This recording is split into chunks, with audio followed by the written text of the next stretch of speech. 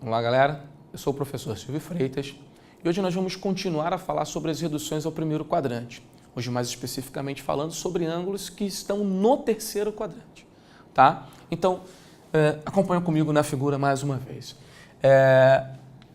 Os quadrantes, eles ficam determinados, né, por conta dos eixos x e y que dividem o nosso círculo em quatro partes iguais. A gente deu nome para esses pontos que dividem os quadrantes. A linha, B e B'.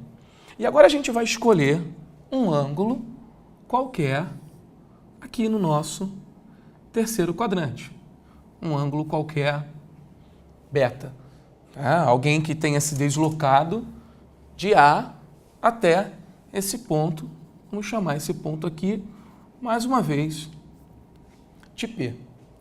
Você sabe que esse ponto P ele tem uma abscissa e uma ordenada, vamos chamar aqui XP e YP, e que esses valores das abscissas e das ordenadas vão determinar quem é o seno e o cosseno do nosso ângulo. Tá? Então vamos escrever isso aqui. O seno de beta fica determinado pela ordenada desse ponto, chamei de YP, e o cosseno de beta fica determinado pela abscissa, tá? Que aqui nós chamamos de XP. Ponto. Vamos deixar isso guardado, porque agora a gente quer estabelecer uma relação desses valores com algum outro no primeiro quadrante, com algum outro valor, com os valores de seno e cosseno de algum outro ângulo, algum outro arco no primeiro quadrante. Tá? E como que a gente faz isso? Mais uma vez, pegando o nosso triângulo e construindo um triângulo congruente ele no primeiro quadrante. Mas que triângulo, Silvio? Bom, o triângulo que fica determinado com vértice na origem, com vértice no ponto P e com vértice nesse ponto. Eu vou chamar de P', tá? É esse triângulo aqui que é interessante. Só que antes da gente criar esse triângulo congruente, eu quero escrever qual a medida desse ângulo aqui, ó, com um vértice no centro do nosso círculo trigonométrico. Qual o valor da medida desse ângulo? Bom, esse ângulo é simples. Se você chamou tudo de beta, esse ângulo é beta menos π. Claro?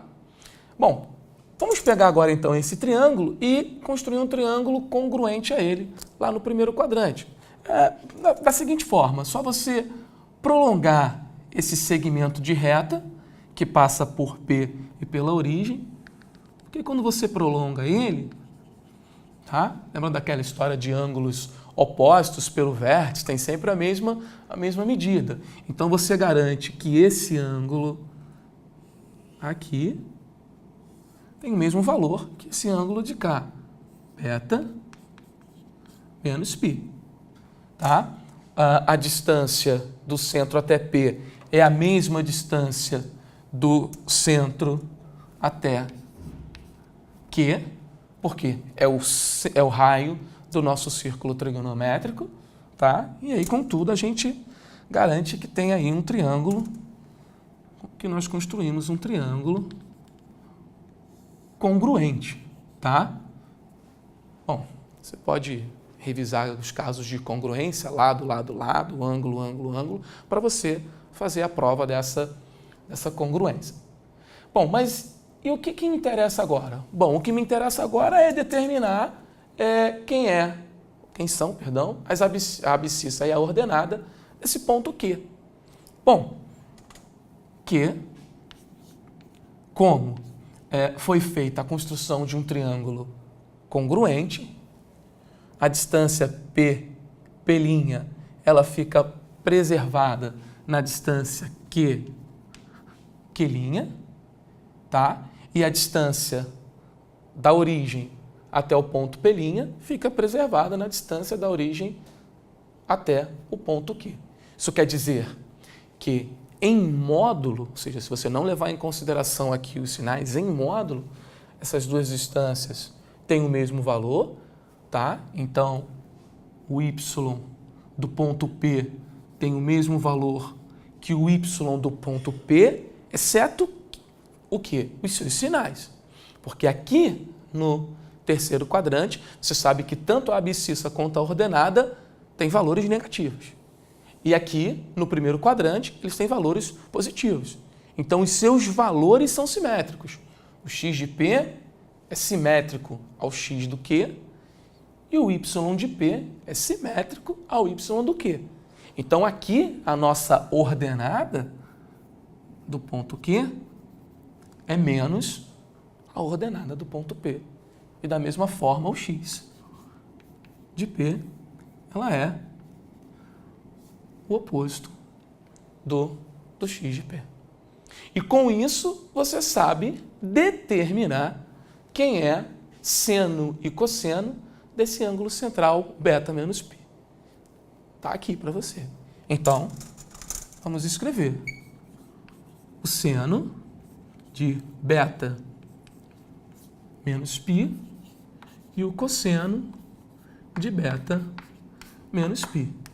Lembra que o seno fica determinado pela ordenada, então menos y de P, e o cosseno fica determinado pela abscissa, menos x de P.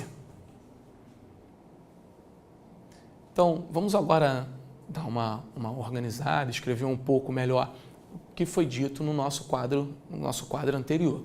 Então, seja beta um arco pertencente ao terceiro quadrante, ou seja, seus valores estão variando entre π e 3π sobre 2, tá? E o arco beta menos π vai estar obrigatoriamente no primeiro. Então, seus valores estão variando de 0 até π sobre 2.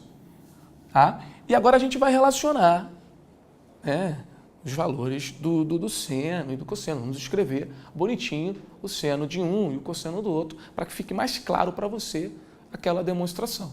Então, a conclusão que nós chegamos a partir da demonstração é que o seno de beta é o oposto do seno de beta menos π e que o cosseno de beta é o oposto do cosseno de beta menos π.